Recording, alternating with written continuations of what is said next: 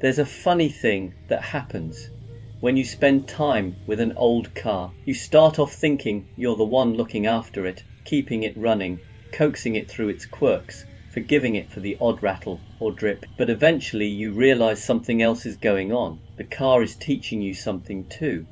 And one of its favorite lessons is this: slow down. Classic cars don't rush. They can't. They were born in a time before instant everything, before touch screens, notifications, and the strange modern belief that faster is always better. When you drive an old machine, you feel that difference immediately.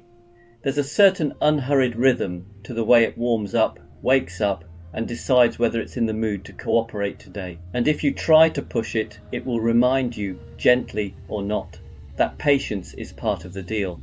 What's surprising is how quickly that patience becomes a pleasure. Because when you're in a classic, you're not just traveling through space, you're traveling through time. You're driving something built with hands, not algorithms. You start listening more closely to the engine, noticing small changes, paying attention to the behavior of the gearbox or the weight of the steering. Without even realizing it, you drop out of the mental rush of the day and into something far more grounded. It's a bit like a moving meditation, not the sit cross-legged on a cushion type, but the sort where your attention is anchored to the sound, the feel, the moment right in front of you. You can't drive a classic car while doom scrolling or worrying about 10 different emails.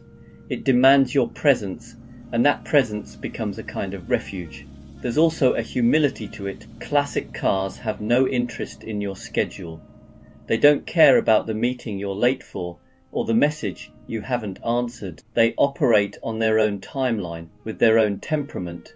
And once you accept that, life gets a bit lighter. You stop fighting the clock. You stop trying to force everything. You breathe a little more. And in that space, you rediscover something modern life quietly stole. The simple joy of driving for its own sake. A slow cruise. A long corner taken with care. The sensation of being connected to a machine that asks you to participate, not just sit there. It reminds you that moving slowly isn't the opposite of progress. Sometimes it's the only way to feel where you're actually going.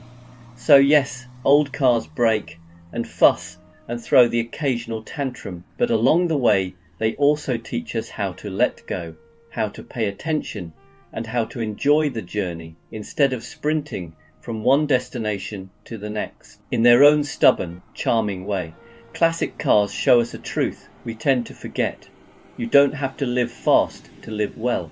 Sometimes the best moments are found in the slow lane.